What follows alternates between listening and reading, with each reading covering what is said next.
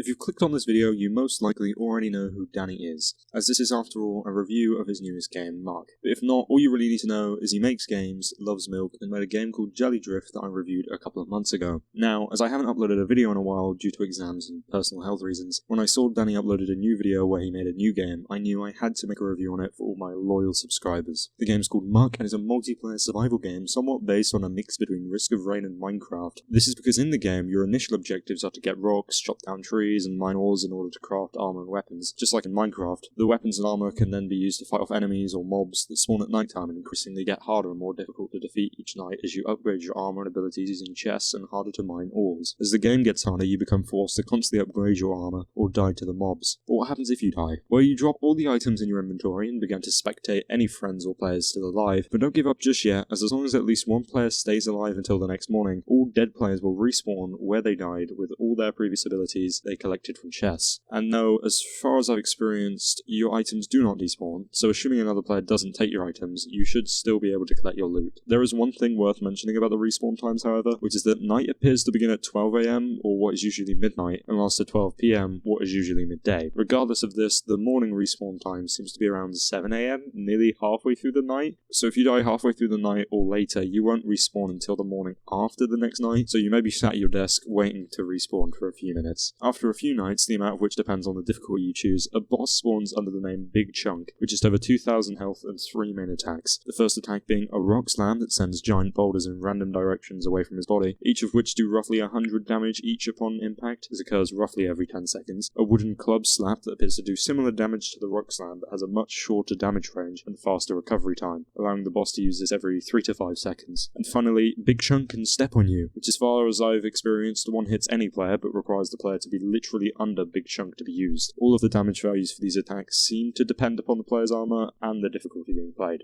Talking about difficulty, there are 3 choices. Easy, not many enemies spawn each night and Big Chunk starts to spawn 5 days after the players spawn in. Normal, a few more enemies spawn each night and Big Chunk starts to spawn 4 days after the players. Gamer, more than twice as many enemies spawn than easy and Big Chunk spawns 3 days after the players. I'd say the difficulty levels are also equal to how long you want the game to last. As for me, an easy game would last roughly an hour, a normal game roughly 40 minutes, and a gamer game roughly 15 to 20 minutes, although obviously the better or worse you are at the game, these times will change. The reason the times may vary, as although Big Chunk starts to spawn 5 for 3 days after you initially load him, he will spawn every night after that, so you won't really ever survive forever, because more Big Chunks will keep spawning and spawning, and as far as I can tell, they seem to get more aggressive the longer you survive, but I'm not sure. It's also worth mentioning, although Dani seemed to hint at the game having a way to win in his video, fighting through waves of enemies and unlocking items and power-ups on the way, and inevitably dying or winning at the end of your session. As far as I can tell from the 5 hours worth of games I played, I didn't manage to win once on any of the difficulties, although I did kill a few Big Chunks during these playthroughs, so I guess that's kind of a win. As none of these playthroughs can be saved and have procedural generation on the map, you would expect the game to not be very repetitive and very replayable, but personally I found the game itself quite repetitive after a couple hours, and a few of my friends said they found it extremely repetitive and that it got very boring after an hour or so. So it's definitely not the kind of game you boot up with the same person or people every day to grind out, but should be played more casually. Now, though I've only really mentioned the survival mode so far, there are also 2 other game modes. Versus, which requires at least 2 players, and cannot be played alone unlike the other 2 game modes. It's a free-for-all battle royale type mode where each player spawns somewhere random on the map and harvests wood and ores to get the best loot they can before they either run into another player or get pushed towards the middle by the zone to fight. One thing worth mentioning about this mode is although it can be fun, it's also very grindy for not much of a fight. You end up spending 10 to 15 minutes just getting steel or mithril armor, and then end up fighting for about 30 seconds to a minute, which can be quite frustrating and would probably be solved if it was like a typical battle royale and there were 20 to 100 players, but as every player has to be invited to the game, and as far as I'm aware there's a 5-player cap to each game, it's not really doable. And creative, which is essentially the same as survival, but at night no enemy spawn, so it's more useful to get a grip on the game and learn how to play. Though unlike Minecraft or most other games' creative modes, you do not have access to every resource in the game for free, but instead is more like playing Minecraft on peaceful, although like other game modes, it cannot be saved to rejoin. So after one full playthrough, it isn't that fun to repeat for me personally, but you may find your own enjoyment in it. Okay, now I've given a summary on the majority of the most important parts of the game. Here's a quick list of the good bits. The UI is very impressive for a Unity game made in 2 months and appears to have virtually no downsides with lots of customization and graphic settings available. The graphics are pleasing to the eyes and appear to be another level up from his last, smaller Unity game, Jelly Drift. The multiplayer works well, and although you need to use the Steam friends list to join and invite people, once everyone's in, it doesn't seem to lag or desync, ensuring a smooth interaction between players. The game is also free, so the fact it's not massively replayable doesn't matter at all, as you can easily play it for 10 hours or so and then uninstall it or forget about it for a month or so and then replay it. Muck is only a 60 megabyte download, so it can be quickly installed and loaded into if friends see you playing and want to join in immediately. And as a whole, it's very well thought out and the concept was well put together, so apart from a few bugs, it's a very fun and enjoyable game regardless of its simplicity. Additionally, it isn't hard to run and even has graphic options that can be lowered, so it can be played on even a low-tier laptop with decent enough frame rates. Finally, I like the ping feature, which Dani did not mention, but is very useful to find your friends with just a simple middle click, and I was pleasantly surprised upon accidentally discovering the feature. One more thing I'd like to mention is the fact he's also added a map to find your friends, although I didn't realise this until later. Now for the minor but worth being mentioned bad points. Unlike most of Dani's other games, Muck is only available on Windows through Steam, so if you're on Mac or Linux, sorry but you're not able to play this game. Alongside this, occasionally one player would just not start loading into the game when the lobby begins the game, causing all other players to be stuck waiting for them with no way to leave the game, requiring all players to restart their games, which due to the tiny size of the game didn't take long, but it is pretty annoying. The game also didn't like being installed on a hard drive for some reason. After installation it would play once, but upon being reopened would try and update only to fail with a Steam error message, and would no longer run. This may have just been me, but I tried on 3 hard drives and had the same issue each time, and when using SSD never faced this issue. This could also be Steam's fault, but it was still a bit weird. Although you can build bases, they appear pointless to me, as they cannot survive the night even if no player is in them due to enemies attacking the wooden walls, and they seem more like a burden you have to protect alongside yourself, although this may have been because I was building or using bases wrong, but it would have been nicer if the bases have slightly more health, maybe enough to survive one night on their own. I'd also like to mention there is no render distance option, so if you end up on a map with a very large flat area, you will likely end up with very varied frame rates depending on what direction you are looking in. Finally, it's worth mentioning once again the versus mode took a very long time, on average 15 minutes to prepare for a fight that would only last a minute max. I think this could be solved by increasing the resource drop rates, so it's more like prepare for 5 minutes and fight for 1, but it just makes you not want to start a whole new game and have to grind again just after finishing the last one. One more final thought is the fact that the tutorial, although initially seems helpful, it does very quickly go downhill, only really showing you how to make a workbench and that's pretty much it. And there's a lot of features like the map and the ping feature that you don't stumble upon unless you accidentally hit your keyboard, for say. All in all, I like the game a lot, especially bearing in mind the fact it is free, and would highly recommend you download the game and give it a go yourself, which you can do using the link to the Steam page in the description. You can also go in the description to watch Dani's original video, go to his channel, watch my review of his previous game, Jelly Drift, or subscribe. Thanks for watching, and I'd also like to give a massive thank you to everyone who has subscribed during the past few months, and yes, to the people who subscribe for CSGO videos, I have one coming very soon. Alright gamers,